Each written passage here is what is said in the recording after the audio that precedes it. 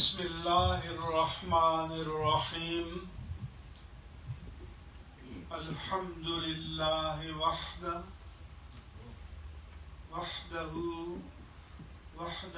لا شریک لہ الصلاة والسلام علی من لا نبی بعدہ ولا رسول بعدہ ولا کتاب بعد کتابه ولا شریعت بعد شریعته ولا امت بعد امته سیدنا و مولانا محمد وعلى آلہ وصحبہ وكل من تبعهم بإحسان بعد وبعد. اسلامک سپریم کونسل کینیڈا کے بانی اور چیئرمین محترم جناب سید بدیع الدین سہروردی صاحب اور یہاں جو آپ نے مساجد کا نیٹ ورک قائم کیا اور اسلامی مراکز بنائے، اس مشن میں آپ کے تمام معاونین رفقاء سب کی اکرامات و تکریمات کے بعد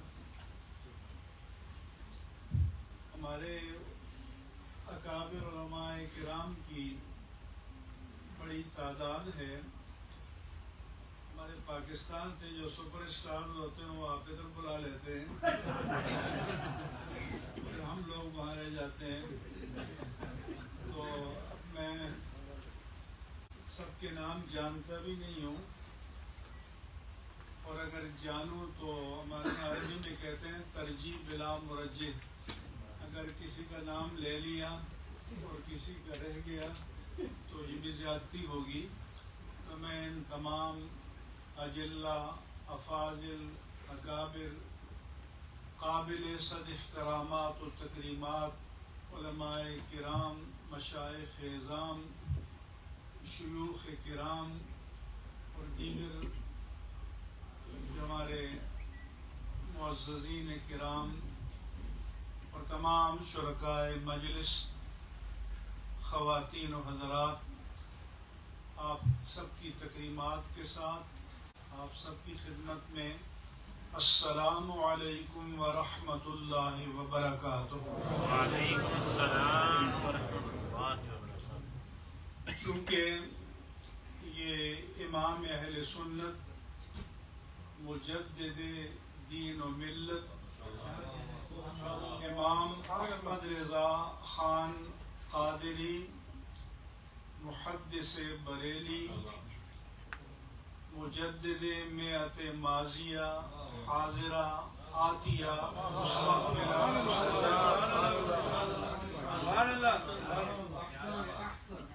ان کے یہ عرس کا موقع بھی ہے، تو اس لیے شاید سہروردی صاحب نے مجھے کہا، حکم فرمایا کہ میں ان کے حوالے سے چند باتیں عرض کروں، اور وہ خرابیاں جو ہمارے اندر پینیٹریٹ کر گئی ہیں، نفوذ کر گئی ہیں، ان کی نشاندہی کروں. مگر اس سے پہلے میں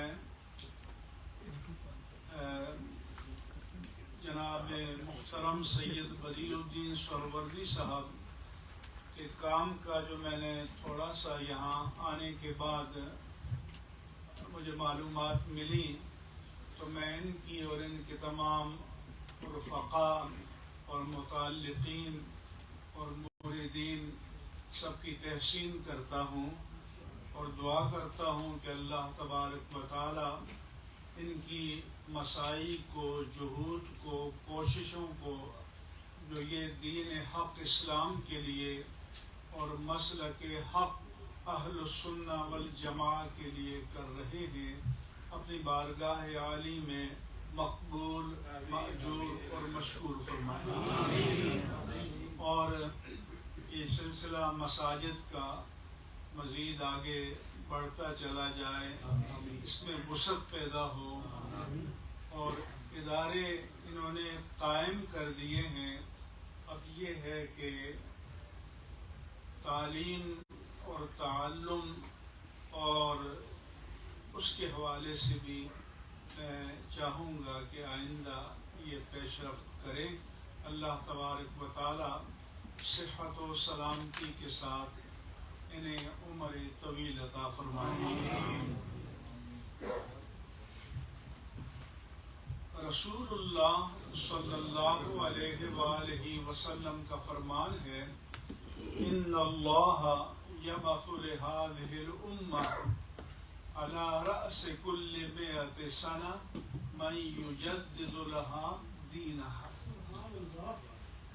خاتم النبیین رحمت للعالمین سیدنا محمد رسول اللہ صلی اللہ علیہ وآلہ وسلم کی بعثت سے پہلے انبیاء کرام کا سلسلہ جاری تھا۔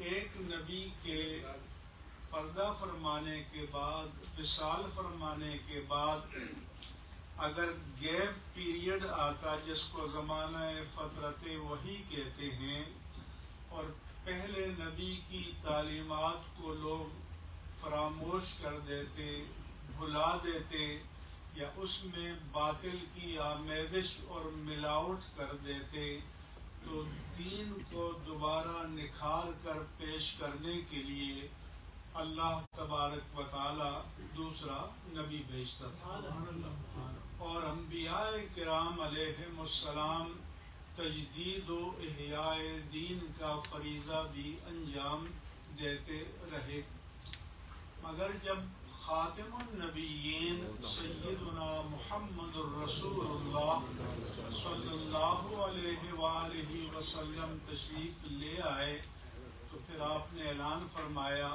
کہ قد انقطعت النبوۃ والرسالہ، کہ اب نبوت و رسالت کا سلسلہ منقطع ہو چکا، اب نہ کوئی نبی آئے گا نہ کوئی رسول آئے گا، اب وہ جو فریضہ انبیاء کرام کا تھا، رسول اعظام کا تھا، وہ اللہ تبارک و تعالی نے میرے آقا و مولا صلی اللہ علیہ وآلہ وسلم کی امت کو منتقل فرمایا۔ اس لیے فرمایا کہ العلماء ورثۃ الانبیاء، اور یہ بھی فرمایا کہ نحن معاشر الانبیاء، حضور نے فرمایا کہ ہم جماعت انبیاء ہیں، لا نرث ولا نورث ولا نورث، ہم نہ وراثت پیچھے سے پاتے ہیں نہ اپنے بعد آنے والوں کے لیے چھوڑ کر جاتے ہیں۔ انما وراثت الانبیاء العلم، انبیاء کی وراثت علم ہے، تو جس نے جتنا علم حاصل کیا وہ اتنا ہی بڑا وارث نبوی بن گیا۔ اس لیے حجۃ الوداع کے موقع پر جب تاجدار کائنات صلی اللہ علیہ وآلہ وسلم نے اپنا آخری سرمن دیا، آخری احکام اور وصایا بیان کیے، تو پھر آپ نے صحابہ کرام سے جو میدان عرفات میں موجود تھے یہ پوچھا کہ الا هل بلغت، لوگوں بتاؤ کیا میں نے اللہ کا پیغام بلا کم و کاست، کسی کمی اور بیشی کے بغیر تم تک پہنچا نہیں دیا؟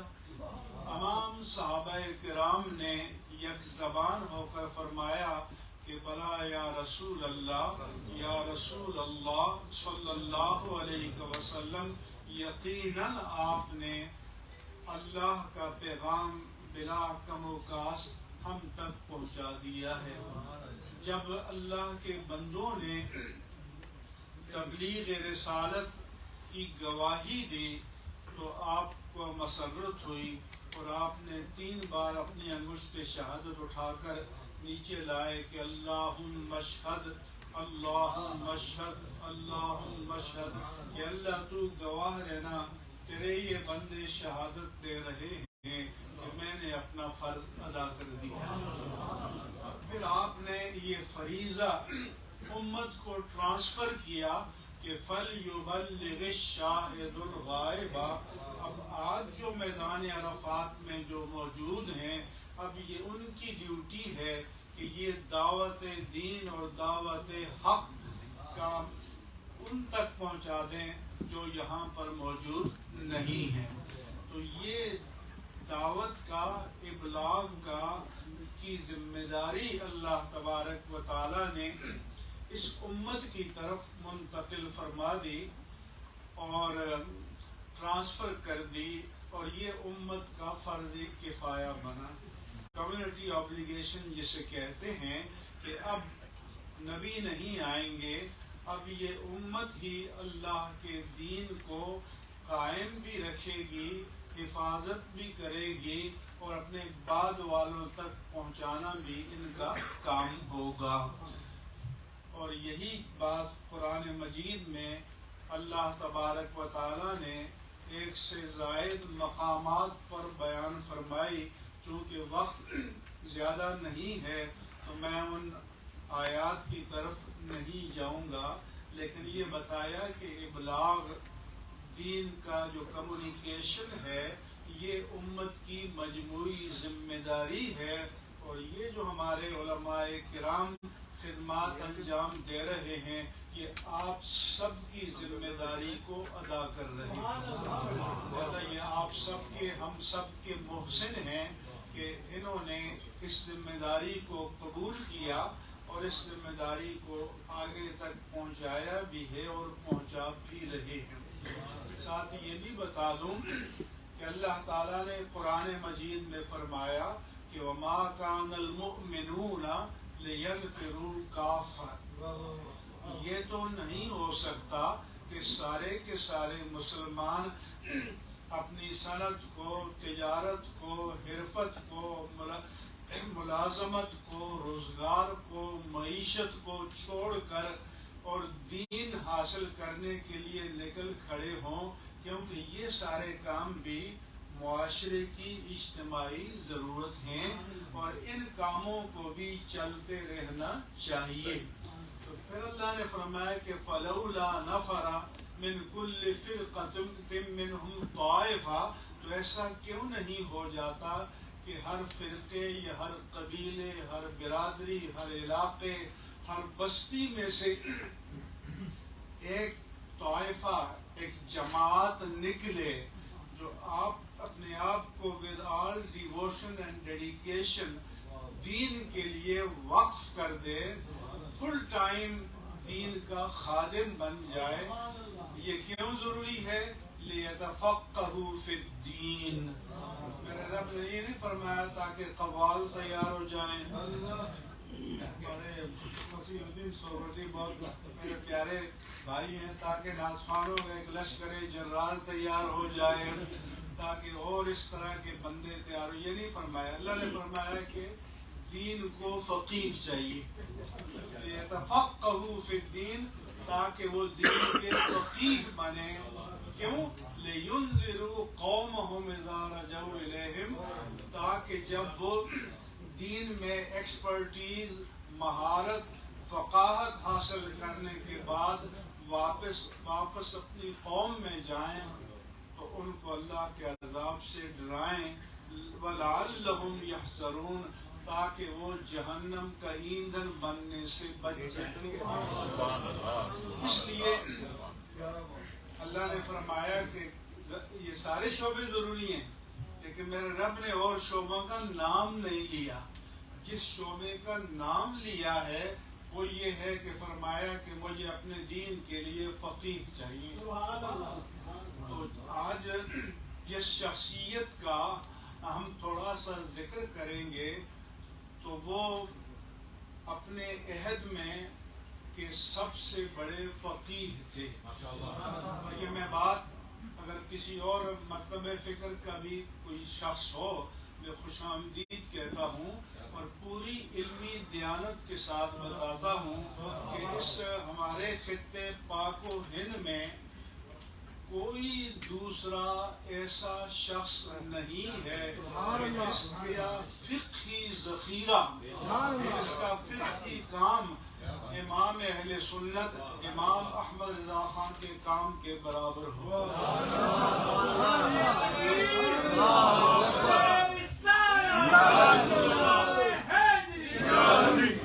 33 مجلدات پر آپ کے فتاویٰ کو جدید انداز سے ترتیب دیا ہے اور وہ آج ہمارے سامنے موجود ہے۔ اتنا بڑا فقہی سرمایہ کسی اور کا نہیں ہے، یہاں تک کہ فتاویٰ عالمگیری بہت بڑا سرمایہ ہے جس کے لیے ایک ٹیم بٹھائی تھی اورنگزیب عالمگیر نے، لیکن یہ ٹیم کا کام نہیں ہے، یہ ایک فرد کامل کا کام ہے۔ اور جدید جو سائنسی مسائل، بہت سے مسائل جو عالمگیری میں نہیں ہیں، امام اہل سنت نے ان سب کا بھی احاطہ فرمایا ہے۔ اس لیے جو ہمارے ہاں انہوں نے بتایا کہ کچھ خرابیاں در آئی ہیں، تو خرابیاں کہاں سے در آئی ہیں کہ ہمارے ہاں، میں آج بھی سورمدی صاحب کو بتا رہا تھا کہ ہمارے ہاں پیون کہتے ہیں یا قاصد کہتے ہیں، یہاں مجھے نہیں پتا کیا کہتے ہیں، جی گارڈ ہوتے ہیں۔ ہر ایک کے لیے کوئی نہ کوئی کوالیفیکیشن چاہیے، کلرک کے لیے چاہیے، آفیسر کے لیے چاہیے، وکیل کے لیے چاہیے، آرکیٹیکٹ کے لیے چاہیے، انجینئر کے لیے چاہیے، اکاؤنٹنٹ کے لیے چاہیے۔ کسی شعبے میں چلے جائیں، اگر کوئی کوالیفیکیشن نہیں چاہیے تو پیر کے لیے نہیں چاہیے۔ یہ جو مصیبت نازل ہوئی ہے، سب سے بڑی مصیبت جو ہے، یہ جاہل، بدعمل اور بے عمل پیروں کی ہے، جس نے اہل سنت و جماعت کو برباد بھی کر دیا اور تمام ان کے وسائل کو سک کر کے اور چوس کر اپنی عشرتوں پر خرچ کر دیا۔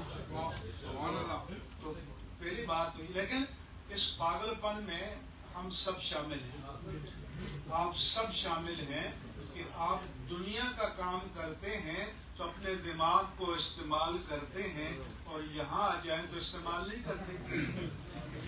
پھر کہیں گے کہ ہمارا پیرزادہ ہے، شہزادہ ہے، میرزادہ ہے، صاحبزادہ ہے، نہ جانے کیا کیا زیادہ ہے۔ تو میں آپ سے پوچھتا ہوں کہ کیا صدر کا بیٹا بغیر ڈیو پروسیس کے صدر بن سکتا ہے؟ کیا ڈاکٹر کا بیٹا بغیر کوالیفائڈ ہونے کے ڈاکٹر بن سکتا ہے؟ کیا انجینئر کا بیٹا بغیر پراپر کوالیفیکیشن کے انجینئر بن سکتا ہے؟ جتنے شعبوں میں چلے جائیں تو صرف ایک شعبہ پیری کا ہے کہ جہاں پر پیدا ہوتے ہی اس کا نمائندہ بن جاتا ہے، سجادہ بن جاتا ہے، کوئی کوالیفیکیشن نہیں ہے، کچھ بھی نہیں ہے، کوئی معیار نہیں ہے۔ تو پھر یہ کیسی رشد ہے، کیسی ہدایت ہے، کیسی طریقت ہے کہ جو جاہلوں کے ہاتھ میں دے دی جائے؟ اس لیے آپ کو آنکھیں کھلی رکھنی چاہیے۔ مگر یہ قوم ایسی، میں کیا کہوں کہ اگر ہمارے یہاں 5 مرلے ہوتے ہیں، مجھے تو نہیں پتا، اگر 5 مرلے کا ایک پلاٹ لیں یا ایک چھوٹا سا فلیٹ لیں تو یہ نہیں ہے کہ پہلے اسٹیٹ ایجنٹ کی دکان پر ڈھیر ہو جائیں گے، 50 دکانوں پر جائیں گے اور پوچھیں گے کہ مارکیٹ ویلیو کیا ہے، کل مجھے اس پر نفع ملے گا یا نہیں ملے گا۔ تو اس دنیا میں چھوٹا سا 2 کمروں کا فلیٹ خریدنے کے لیے 50 ماہرین سے پوچھو، اور جنت میں محل خریدنے کے لیے کسی سے نہ پوچھو۔ یہ بنیادی مسئلہ ہے۔ دوسرا یہ ہے کہ رات کو 4 بجے سے لے کر صبح 11 سے 4 بجے تک ناپخانی ہو رہی ہے، نوٹ پھینک رہے ہیں، نہ جانے کیا کیا کر رہے ہیں۔ نماز نہ عشاء کی پڑھنی ہے، نماز نہ فجر کی پڑھنی ہے۔ تو یہ کون سا عشق مصطفیٰ ہے؟ اگر یہ عشق مصطفیٰ ہے تو صحابہ کرام نے خواہ گردنیں کٹائیں، آپ کی طرح دانا ہوتے ایسے ہی عاشق بن جاتے ہیں۔ اس لیے آپ کو آنکھیں کھولنے کی ضرورت ہے کہ میں یہ بھی کہا کرتا ہوں کہ میڈیکل کے لیے آپ کو مثلا 90% چاہیے، آرکیٹیکچر کے لیے 90% رزلٹ چاہیے۔ کیوں کہ اگر 100 بندوں کو علاج کرے تو 90 تو ٹھیک ہو جائے، اگر 100 بلڈنگز بنائے تو 90 تو کھڑی رہ جائیں، 95 تو کھڑی رہ جائیں۔ تو میں کہتا ہوں کہ دین میں تو 1% کا مارجن بھی نہیں ہو سکتا، میں کہتا ہوں کہ دین میں تو 0.001% کا مارجن بھی نہیں ہونا چاہیے۔ تو پھر دین کے لیے تو پرفیکٹ بندے ہونے چاہیے، اور سب سے زیادہ ہم نے بے توقیق دین کو بنا لیا ہے کہ اس کے لیے کوئی ٹوٹیلٹی، کوئی پرفیکشن، کوئی کمپلیشن، کوئی معیار ہمارے ذہن میں نہیں رہا، اس لیے ہمارے یہاں خرابیاں آئی ہیں۔ یہ خرابیوں کے روزن جو ہے وہ جہالت سے نفوذ کرتے ہیں۔ اس لیے یہ جو کہا گیا کہ قیامت سے پہلے علم اٹھا لیا جائے گا، تو اللہ کے رسول نے فرمایا کہ ان اللہ لا ينتظر العلم انتظاعا، کہ علم کو اللہ ایسے نہیں اٹھائے گا کہ آپ کہیں کہ بلون یا غبارہ اڑ کر آسمان کی طرف چلا جائے گا، کیا نہیں، ولیکن یقبض العلم بقبض العلماء، جب علماء حق، علماء ربانیین اٹھتے چلے جائیں گے، ان کو ریپلیس کرنے کے لیے اس طرح کے لوگ دستیاب نہیں ہوں گے، تو علم اٹھ جائے گا۔ حتی اذا لم يبق عالما، جب کوئی بھی عالم باقی نہیں چھوڑے گا یا کوئی عالم باقی نہیں رہے گا، تو اتخذ الناس رؤوسا جہالا، لوگ جاہلوں کو اپنا مذہبی پیشوا اور مقتدا اور رئیس بنائیں گے۔ پھر کیا ہوگا؟ فسئلوا، کہ حضرت مقتدا ہو گئے ہیں، مسجد پر بیٹھ گئے ہیں، تو اب لوگ مسئلے پوچھنے آئیں گے۔ تو اب جب مسئلے پوچھ آئیں گے تو ان کی جو انانیت ہے، ایگو ہے، یہ اس بات کی اجازت تو نہیں دے گی کہ مجھے مسئلہ نہیں آتا، علامہ صاحب کے پاس چلے جائیں۔ تو پھر فَأَفْتُوا بِغَيْرِ عِلْمٍ، فرمایا کیوں کہ وَإِذَا قِيلَ لَهُ اتَّقِ اللَّهَ أَخَذَتْهُ الْعِزَّةُ بِالْإِثْمِ، اسے کہا جائے گا کہ اللہ سے ڈرو، تو پندار نفس اور انانیت اسے گناہ پر ابھارے گا۔ فَسُئِلُوا، ان سے سوال کیے جائیں گے، فَأَفْتُوا بِغَيْرِ عِلْمٍ، وہ جہالت پر مبنی فتوے دیں گے، فَضَلُّوا وَأَضَلُّوا، اپنا بھی بیڑا غرق کر تو ہے ہی ہے، دوسروں کا بھی بیڑا غرق کریں گے، تباہ کریں گے۔ اس لیے پہلی بات تو یہ ہے کہ پیر طریقت اور مرشد جو ہے عالم شریعت ہونا چاہیے۔ پیچھے آپ جس طرف جتنے بزرگ ہیں ادھر جائیں، میں کبھی کبھی جاتا ہوں نا ملتان، شاہ محمود قریشی ملتان کے رہنے والے، یوسف اللہ گیلانی ملتان کے رہنے والے ہیں، تو میں وہاں کہتا ہوں کہ لوگوں تم پاگل ہو گئے ہو کہ چلو ہم ایک دوسرے کے اندر تو نہیں جھانک سکتے، لیکن تمہیں چہرہ تو نظر آ رہا ہے نا، قائم کا چہرہ چہرہ مصطفیٰ کے مطابق ہے کہ وہ ایک دن پگڑی پہن کر تمہیں جنت میں چھوڑ آتا ہے، باقی فارغ وہ خود بھی اور آپ بھی۔ اس لیے بدعقیدہ بھی ان میں آ گئے ہیں، بے عمل بھی آ گئے ہیں، بد عمل بھی آ گئے ہیں۔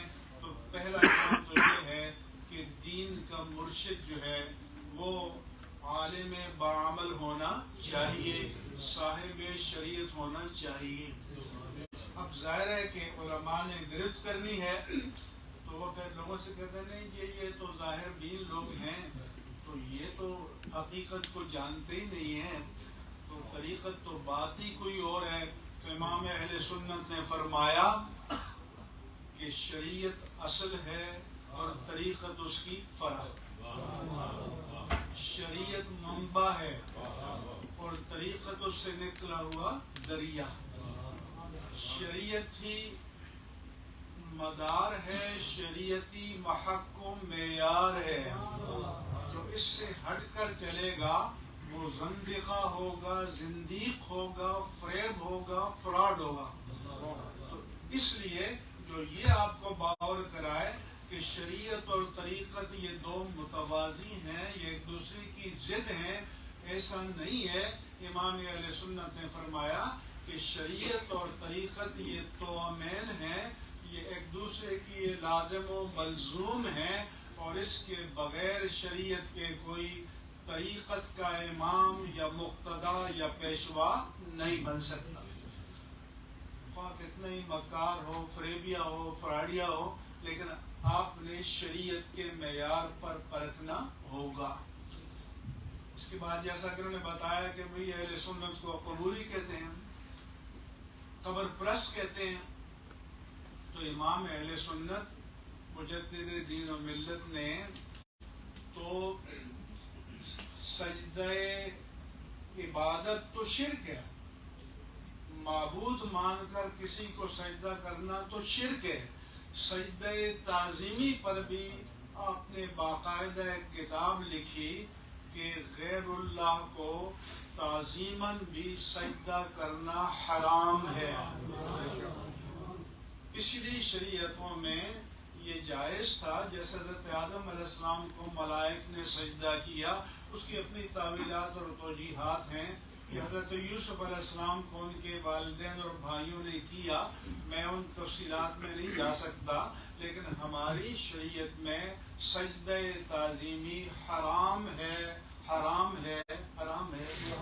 جو پیر اپنے آپ کو سجدہ کرائے تو وہ حرام کا مرتکب ہو رہا ہے اور حرام کی ترغیب دے رہا ہے، وہ مقتدا بننے کا اہل نہیں ہو سکتا. پھر آپ سے پوچھا گیا کہ کیا قبر کو بوسہ دے سکتے ہیں؟ آپ نے فرمایا کہ قبر پر فاتحہ پڑھنے کا طریقہ یہ ہے کہ پائنتی کی طرف سے جاؤ، سرہانے کے سامنے کھڑے ہو جاؤ، قبلے کی طرف پیٹھ کر کے اور میت کی طرف رخ کر کے، کیونکہ میت کا رخ قبلے کی جانب ہوتا ہے. میں ایک مرتبہ مدینہ منورہ میں حاضر تھا، تو مسجد بند ہو گئی، ہم باہر کھڑے ہو گئے تو ہم روضہ رسول کے سامنے درود پاک پڑھ رہے تھے، دعائیں مانگ رہے تھے. ہمارے بہت سارے لوگ جمع ہو گئے، تو وہ جو ہے ان کے متوجہ ہوتے ہیں، وہ آیا اور پکڑ کے قبلے کی جانب رخ کیا کہ دعا کرتے ہو رخ قبلے کی جانب ہونا چاہیے. تو میں نے کہا کہ آج جمعے کا دن تھا اور امام نے خطبہ دیا، میں دعا کی اور اس کی پیٹھ قبلے کی جانب تھی اور رخ لوگوں کی جانب تھا. آپ کی ڈیوٹی تھی کہ کھڑے ہو کر اس کو خیر کرتے تو اس لیے کہ امام قبلے کی جانب پیٹھ اور لوگوں کی جانب رخ کیوں کرتا ہے؟ لوگوں کی تقریم میں، ورنہ تو یہ پیٹھ کر کے بھی تقریر کر سکتا تھا، مائک کی آواز سے پہنچتی ہے. تو اگر ہم جیسے گناہگار مسلمانوں کی تکریم کے لیے قبلے کی طرف پیٹھ کر کے خطاب کرنا جائز ہے تو تاجدار کائنات کی تکبیر، نعرہ رسالت، نعرہ حیدری.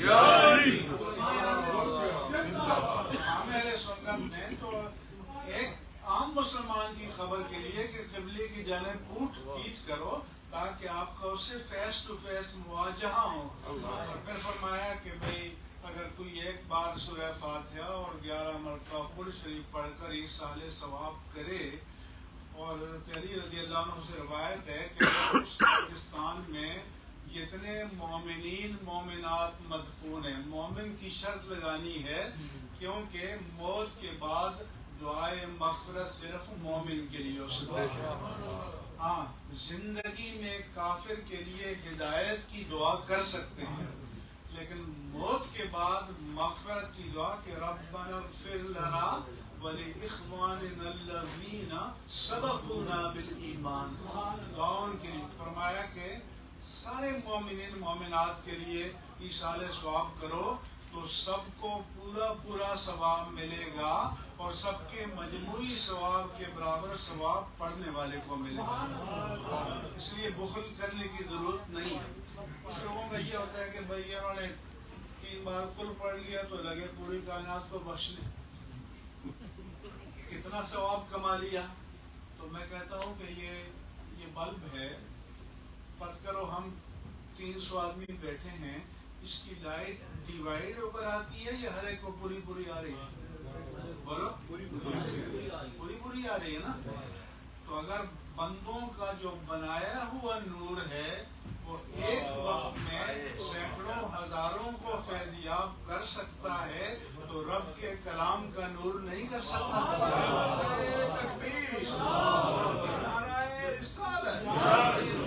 امام اہل سنت نے جب پوچھا کہ قبر کو بوسہ دے سکتے ہی نہیں، تو فرمایا کہ لِكُلِّ فَنٍ رِجَالٍ وَلِكُلِّ رِجَالٍ مَقَالٍ وَلِكُلِّ مَقَالٍ مَجَالٍ وَلِكُلِّ مَجَالٍ مَحَالٍ.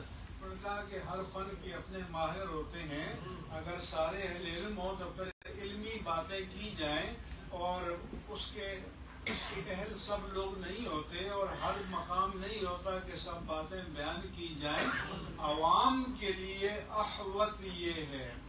علماء قسم اقوال ہیں، بعض لوگ قبر کو بوسہ دینے کے جواز کے بھی قائل ہیں، لیکن عوام کے لیے سب سے زیادہ احتیاط اس میں ہے کہ ان کو منع کیا جائے، کیونکہ پہلے سجدہ کریں گے اور پھر پہلے بوسہ دیں گے پھر سجدے کی طرف جائیں گے. اس لیے آپ نے تو قبر کو بوسہ دینے کی اجازت بھی نہیں دی، جائے کہ سجدہ کرنے کی اجازت دیں، یہ اس کا تصور پیدا کیا جائے. تو اس لیے امام اہل سنت نے بدعات کا سد باب کیا ہے. اور اس لیے ایک شاعر نے کہا تھا کہ وہ بات سارے فسانے میں جس کا ذکر نہیں، وہ بات ان کو بہت ناگوار گزری ہے. امام اہل سنت تو بدعت کے سب سے زیادہ قامع ہیں، جڑ سے وہ کھیڑنے والے ہیں. اور ایک آخری بات آپ کو 1-2 مثالیں پیش کروں گا کہ سب سے اہم چیز تو قرآن کریم ہے نا دین کے لیے، اللہ کا کلام ہے، اور اللہ کا کلام ہم سب نہیں سمجھ سکتے. تو پہلے تو یہ تھا کہ قرآن کا ترجمہ کرنے کو بدعت کہا جاتا تھا، کیونکہ اللہ کے کلام کا ایک جملہ جتنے معنی کو سموئے ہوئے ہوتا ہے اس کو بندے کے کسی کلام میں بیان کرنا ممکن ہی نہیں. اس لیے ترجمہ قرآن کو قرآن کبھی نہیں کہا جائے گا. ترجمہ قرآن ترجمہ ہے، اور ترجمے میں بہتری آتی رہے گی اور نئے تراجم ہوتے رہیں گے. ہمارے گرمی شاعر نے کہا اپنے محبوب کے لیے کہ یزید کا وجہہ حسنا اذا ما زدتہ نظرا، کہ میرا محبوب اتنا حسین ہے کہ تو جتنی بار اس کو دیکھے گا ہر بار حسن کا ایک نیا زاویہ تمہارے سامنے آئے گا. تو ہم کہتے ہیں کہ قرآن اتنے حسنات کا کمالات کا مجموعہ ہے، جتنی بار کوئی اس کا اوپر غور کرے گا ترجمہ کرے گا ایک نیا زاویہ اس کے سامنے آئے گا. اگر کبھی پچھلے دنوں ایک خواتین جنت کی سردار، خواتین عالم کی سردار سیدہ فاطمہ الزہرا رضی اللہ عنہا کے حوالے سے کچھ بحثیں چلی. ایک صاحب نے معصومہ کہا، امن سے کہا جی معصوم تو انبیاء ہوتے ہیں. اب انہوں نے ڈکشنری کھول دی کہ دیکھو اسما یاسم کے معنی جو ہیں وہ بچانے کے ہیں. تو اس لیے ہم نے معصومہ کہا ہے. تو قرآن کے معنی کو صرف ڈکشنری سے نہیں طے کیا جائے گا. قرآن کو سمجھنے کے لیے صاحب قرآن کے مکتب میں بیٹھنا ہوگا، اس لیے قرآن کو سمجھیں گے. تو عربی میں ایک لفظ کے 80 معنی آتے ہیں اور ایک معنی کے لیے 80 الفاظ آتے ہیں. تو اس لیے نہیں دیکھا جائے گا کہ بھئی یہ جو حضرت نے ترجمہ کیا ہے یہ ڈکشنری میں ہے یا نہیں. یہ دیکھا جائے گا کہ اس کی نسبت اللہ کی طرف ہے تو وہ معنی کیا جائے گا جو اللہ کے شایان شان ہو, اور اس کی نسبت رسول اللہ کی طرف ہے تو وہ معنی کیا جائے گا جو رسول اللہ کے شایان شان ہو. ولی کی طرف ہے تو وہ معنی کیا جائے گا جو ولی کے شایان شان ہو. اس کی میں چند مثالیں آپ کو پیش کرتا ہوں تاکہ آپ کو سمجھ میں آ جائے. مثلا قرآن میں وَظَنُّونَ إِذْ ذَهَبَ مُغَاضِبًا فَظَنَّ أَن لَّن نَّقْدِرَ عَلَيْهِ. مچھلی والا نبی یونس علیہ السلام جب قوم سے ناراض ہو کر چل دیے تو انہوں نے گمان کیا کہ لن نقدر علیہ. شیخ الہند نے ترجمہ کیا کہ ہم نہ پکڑ سکیں گے اس کو, ہم نہ پکڑ سکیں گے ان کو. مولانا علامہ فتح محمد جالنی نے کیا خیال کیا کہ ہم ان پر قابو نہیں پا سکیں گے. مولانا جوناگڑھی نے کہا کہ خیال کیا کہ ہم اسے نہ پکڑ سکیں گے. تو مجھے بتا ہم تو گنہگار ہیں نا, ہم میں سے کوئی کہہ سکتا ہے کہ اللہ پکڑ نہیں سکے گا؟ بولو, کوئی سوچ سکتا ہے کہ اللہ نہیں پکڑ سکے گا؟ تو یہ تو یونس علیہ السلام کے بارے میں اللہ فرماتا ہے. یونس علیہ السلام سوچ سکتے ہیں کہ اللہ ان کو پکڑ نہیں سکیں گے؟ اب قدرہ یقدروں کے معنی قدرت معنی کے تو ہیں, لیکن یہ معنی کیا یہاں مناسبت رکھتے ہیں؟ تو امام اہل سنت نے ترجمہ کیا کہ ذُنُّون کو یاد کرو جب چلا غصے میں بھرا تو گمان کیا کہ ہم اس پر تنگی نہیں کریں گے, کیونکہ قدرہ یقدر کے معنی تنگی کے ان اللہ یبسط الرزق لمن یشاء ویقدر. تنگی نہ کرنے کے معنی ہے کہ بھئی ہم پوچھیں گے نہیں کہ بھئی آپ نے کیا کیا. اب یہ جن کا میں نے حوالہ دیا یہ بڑے لوگ ہیں, دیوبند کے سارے علماء ان کے ماتحت تھے, شیخ الہند کہلاتے تھے, لیکن ترجمہ آپ کے سب اردو ہے. اگر کوئی اور زبان ہوتی تو آپ کہتے ہیں بھئی آپ نے اوپر نیچے کر دیا. اردو آپ سمجھتے ہیں تو یہ امام اہل سنت اس کو کہتے ہیں. اب میں آپ ایک سائنٹیفک مثال دیتا ہوں. ایسا تو بہت زیادہ کتابیں لکھی گئی ہیں اس پر. مثلا یا معاشر الجن والانس ان استطعتم ان تنفذوا من اقطار السماوات والارض لا تنفذون الا بسلطان. سورہ رحمان کی آیت ہے کہ اے جنوں اور انسانوں کے گروہ, اگر تم زمین و آسمان کی حدوں سے نکل سکتے ہو تو نکل کر دیکھ لو. لا تنفذون الا بسلطان. اس کا ترجمہ شیخ الہند نے کیا کہ نکل باغوں نہیں نکل سکنے کے بدون سند کے. سند چاہیے. اچھا, اس کا ترجمہ مولانا اشرف علی تھانوی نے کیا کہ تم نہیں نکل پاؤ گے مگر بدون زور کے نہیں نکل سکتے, اور زور ہے نہیں, یہ انہوں نے فرمایا. اسی طرح سے انہوں نے ترجمہ کیا.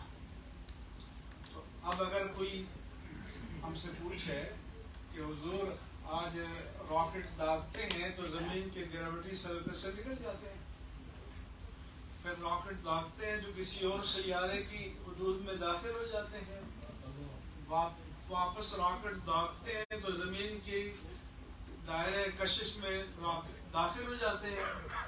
تو کوئی کہے گا بھئی آپ تو کہہ رہے تھے نہیں نکل سکتے بغیر زور کے, اور زور تو ہے نہیں, زور تو آ گیا. تو تمہارا قرآن کا دعویٰ تو سچا نہ ہوا. سمجھ آ رہی ہے بات نہیں؟ اور کیا پتا کہ 1000 سال بعد انسان کہاں تک پہنچے گا. تو امام اہل سنت نے ترجمہ کیا کیونکہ سلطنت کے معنی سلطنت کے بھی ہیں سلطان کے، حجت کے بھی ہیں سلطان کے، دلیل کے بھی ہیں سلطان کے۔ امام اہل سنت نے کہا کہ جن و انسان کے گروہ تم سے ہو سکے کہ آسمانوں اور زمین کے کناروں سے نکل جاؤ تو نکل جاؤ، جہاں بھی نکل کر جاؤ گے اسی کی سلطنت۔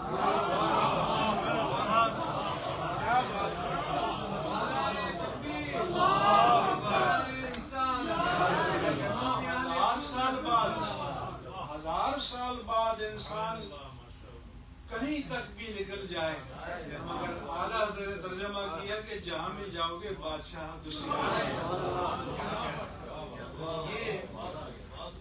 یہ ہے ان کا مقام۔ میرے پاس تو 85 مثالیں ہیں، لیکن سروردی صاحب کے یہاں ٹائم کا مسئلہ ہے اور آپ بھی تھکے ہوئے، تو بتانا یہ ہے کہ ہم جو کو مانتے ہیں تو وہ اس کو جسٹیفائی کرتے ہیں، اور ہم اس لیے مانتے ہیں کہ جس دور میں وہ آئے تو انگریزوں کی حکومت تھی، اور انگریزوں نے مسلمانوں سے حکومت چھینی تھی، اور ان کو پتا تھا کہ مسلمان کے دل میں تڑپ ہوگی کہ اپنے اقتدار کو واپس لیں، تو انہوں نے، اقبال کہتے ہیں کہ مشورہ کیا کہ یہ فاقہ کش جو موت سے ڈرتا نہیں ذرا، بدن سے اس کی روح محمد نکالا۔ انہوں نے کہا، سمجھا کافروں نے، دشمنوں نے بھی سمجھا کہ مسلمانوں میں جو کرنٹ پیدا ہوتا ہے وہ نام پاک مصطفیٰ سے، وہ ذات پاک مصطفیٰ سے ہوتا ہے، وہ ذات پاک رب ذوالجلال سے ہوتا ہے۔ اس لیے انہوں نے یہ تحریک پیدا کی کہ اس طرح کی کتابیں لکھوائی جائیں تاکہ ناموس الوہیت جل وعلا اور ناموس رسالت میں نقص پیدا کرو، تاکہ مسلمانوں کے اندر جو کٹ مرنے کا جذبہ ہے یہ ختم ہو جائے، ان کے اندر سے کرنٹ نکل جائے۔ تو دشمن بھی سمجھتا تھا کہ کرنٹ آپ میں ہے تو نام محمد سے۔ تو انہوں نے ایسی کتابیں لکھوائیں، تو امام اہل سنت میدان میں آئے اور آپ نے ناموس الوہیت جل وعلا اور ناموس رسالت مآب صلی اللہ علیہ وسلم اور ناموس مقدسات دین کی حفاظت کے لیے شمشیر برہنہ بن گئے۔ ان سے پوچھا گیا کہ حضور آپ نے بیڑوں کے چھتے پر ہاتھ ڈال دیا ہے، روزانہ اشتہار چھپتے ہیں، ڈاک سے خط آتے ہیں، آپ کو گالیاں دی جاتی ہیں، آپ کو برا بھلا کہا جاتا ہے، یہ آپ نے کیا کر دیا؟ آپ نے فرمایا کہ کوئی بات نہیں، جتنی دیر مجھے گالی دیں گے، گالی لکھیں گے، مجھے گالی دینے میں جتنی دیر مشغول ہوں گے، کم از کم اتنی دیر تک تو ناموس مصطفیٰ ان سے محفوظ رہے گا۔ یہ انہوں نے باقی جو علمی چیزیں ہیں ذرا یہ مجلس میں نہ بیان کی جا سکتی ہیں، اور نہ اب وقت بچا ہے کہنے کے لیے، شاید میں نے پہلے بھی کچھ تجاوز کر لیا، اس لیے میں تھوڑا وقت زیادہ لیا ہو تو معذرت چاہتا ہوں۔ لیکن یہ امام اہل سنت مجدد دین و ملت امام احمد رضا خان قادری، آپ لوگ فاضل بریلوی کہتے ہیں، فاضل بریلوی نہیں کہا کرو، فاضل کے بعد سکتہ کرو، فاضل بریلوی، جیسے شاہ ولی اللہ محدث دہلوی، محدث دہلوی نہیں کہتے، شیخ عبدالحق محدث دہلوی، محدث دہلوی نہیں کہتے، آپ بھی محدث بریلوی فاضل بریلوی ہیں، اور اس کے بعد سکتہ کر کے کریں، کیونکہ اور دوسرا یہ ہے کہ ہمارا مسلک بریلوی نہیں ہے، مسلک ہمارا اہل سنہ والجماعہ، ہمارے مسلک کا نام بریلوی نہیں ہے، بریلی شریف ہمارے امام کا مسکن ہے، ان کا وطن ہے، تو اس کی طرف نسبت ہے۔ مسلک ہمارا اہل سنت و جماعت ہے. جب بھی آپ سے کوئی بریلوی کہے آپ کہتے ہیں کہ ہمارا مسلک بریلوی نہیں ہے. اور جب ہم مسلک اہل سنت والجماعت ہے تو پھر ہم پوری کائنات میں جہاں جہاں اہل سنت والجماعت ہے وہ ہمارے بھائی ہیں, ہم ان کے بھائی ہیں, ہم امت کا انٹیگرل پارٹ ہیں. ہم کوئی الگ جزیرے میں نہیں رہتے. یہ بات آپ کے ذہن میں ہونا چاہیے.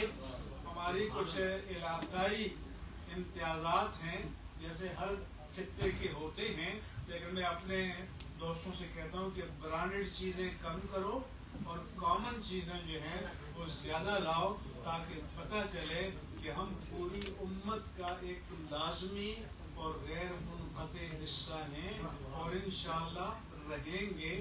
کیونکہ آخری بات انڈیا میں ان کے تھنک ٹینک جو ہے ان کا میٹنگ ہوئی اور ان سے پوچھا گیا کہ انڈیا کے 20 کروڑ مسلمان اگر پرامن طریقے سے انڈیا میں رہنا چاہیں تو کوئی راستہ ہے؟ تو انہوں نے کہا 3 شرطیں ہیں. کسی کو کافر نہیں کہو گے, دوسرا یہ کہ امت کی بات نہیں کرو گے, تیسرا یہ کہ جہاد کی بات نہیں کرو گے. اور ان کے ان سروس بریگیڈیئر نے لیکچر دیتے ہوئے کہا کہ یہ مقبوضہ کشمیر کے مسئلے کی جڑ امت ہے. تو پھر آپ کو سمجھے اس لیے ہمیں امت کا انٹیگرل پارٹ بن کر رہنا ہے اور پورے دنیا میں جہاں جہاں اہل سنت والجماعت ہیں وہ ہمارے بھائی ہیں. اور امیر مینائی نے کہا تھا کہ خنجر چلے کسی پہ تڑپتے ہیں ہم امیر, سارے جہاں کا درد ہمارے جگر میں ہے. جہاں بھی مسلمان پر تکلیف آئے گی, چوٹ آئے گی, وہ دکھ ہمارا دکھ ہوگا, وہ درد ہمارا درد ہوگا. جب تک اسے چین نہیں ملے گا ہمیں بھی چین سے نہیں رہنا چاہیے. وما علیہ الا البلاغ.